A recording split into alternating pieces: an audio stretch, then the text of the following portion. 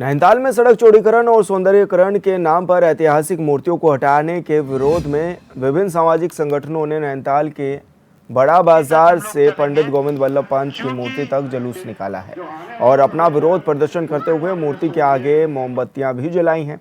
इस बारे में राज्य आंदोलनकारी राजीव लोचन साहा ने जिला प्रशासन पर आरोप लगाए और कहा है कि सड़क चौड़ीकरण और सौंदर्यीकरण के नाम पर ऐतिहासिक धरोहर को हटाया जा रहा है, जिसे बर्दाश्त नहीं किया जाएगा।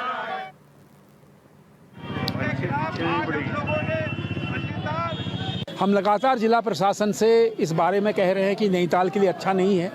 नैनीताल शहर वैसे ही बहुत बर्बाद हो गया है और यहाँ भी इस तरह के भारी भरकम काम नहीं होने चाहिए, न यहाँ की ऐतिहासिक विरासतों से छेड़छाड़ होनी चाहिए।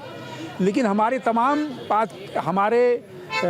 सुझावों के बाद, आपत्तियों के बावजूद नैनीताल प्रशासन इस पर कुछ कर नहीं रहा है और इसीलिए हमने पहले 25 अक्टूबर को एक दिवसीय धरना उपवास किया था गांधी जी के सामने और उसके बाद पिछले 15 दिन से हम लगातार हर शाम को 5:30 बजे महात्मा गांधी की मूर्ति के आगे मोमबत्ती जलाते हैं, इस उम्मीद के साथ कि प्रशासन महात्मा गांधी को वहाँ से नहीं हटाएगा, गोविंद वल्लभ पंत जी को वहाँ से नहीं हटाएगा और हमारा जो ऐतिहासिक डाकघर है उसको ध्वस्त नहीं करेगा। देहरादून के डीएम सविन बंसल अपने एक दिवसीय दौरे के दौरान पछवादून क्षेत्र पहुंचे, जहां उन्होंने सहसपुर में अक्षय प्रात योजना का जायजा लिया। साथ ही विकासनगर उप जिला अस्पताल का निरीक्षण भी किया, जिसके बाद उन्होंने कालसी ब्लॉक सभागार में आयोजित जन सुनवाई कार्यक्रम में भी शिरकत की, जहां उनकी अध्यक्षता में तमाम विभागों के आला अधिकारी और कर्मचारी मौजूद रहे। इस दौरान उन्होंने ग्रामीणों और स्थानीय जनप्रतिनिधियों की समस्याओं को भी सुना और उसके समाधान को लेकर संबंधित विभागों के अधिकारियों को दिशा निर्देश भी दिए।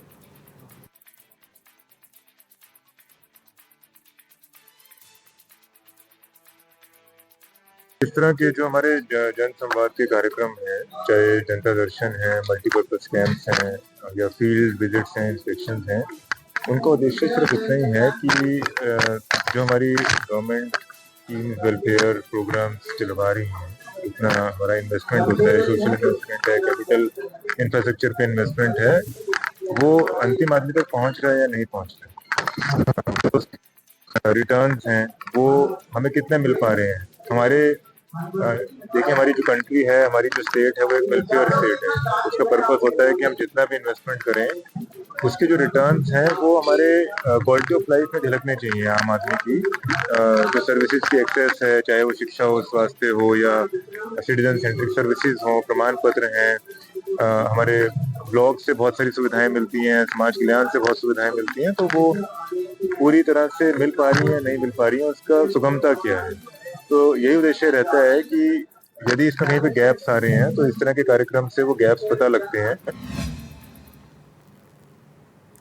हरिद्वार जिला प्रशासन ने जमीन खरीद को लेकर हुई जांच में कई चौंकाने वाले खुलासे किए हैं, जिसमें दिल्ली, हरियाणा, यूपी समेत दूसरे राज्यों के बाहरी लोगों ने नियमों का उल्लंघन कर धोखे से जमीन खरीदी है। ऐसे धोखाधड़ी के 20 मामले सामने आए हैं। इनमें से किसी ने जमीन खरीदी के नाम पर आश्रम खड़ा कर दिया या फिर कहीं प्लाटिंग कर जमीन बेच दी गई, जिस पर डीएम का कहना है कि जिले में नियमों के विरुद्ध जमीन के खरीदारों के खिलाफ कोर्ट में वाद दायर करने की भी कार्रवाई की जा रही है।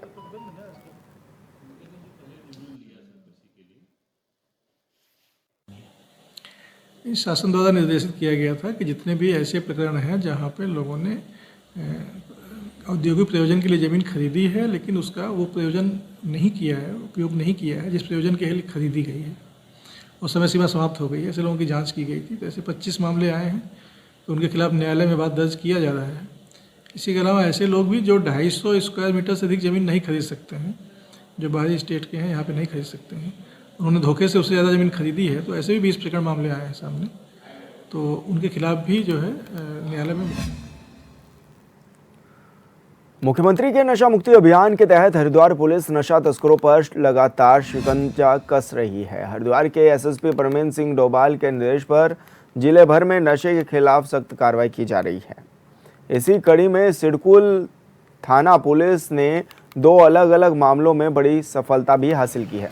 सिडकुल थाना क्षेत्र में कार्रवाई के दौरान करीब 4 से 5 लाख रुपए मूल्य की प्रतिबंधित स्मैक बरामद की गई है।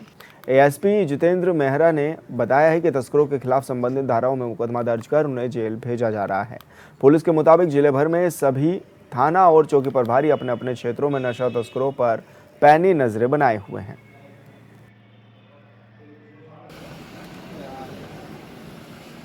माननीय मुख्यमंत्री जी के नेतृत्व में ड्रग्स फ्री देवभूमि 2025 जो मिशन है, उसके तहत एसएसपी हरिद्वार महोदय के कुशल नेतृत्व में सिडकुल थाने ने 2 अभियुक्तों को गिरफ्तार किया है, 2 अलग-अलग मामलों में। एक के पास 15 ग्राम से ज़्यादा स्मैक पकड़ी गई है और दूसरे के पास 14 ग्राम से भी ज़्यादा स्मैक पकड़ी गई है।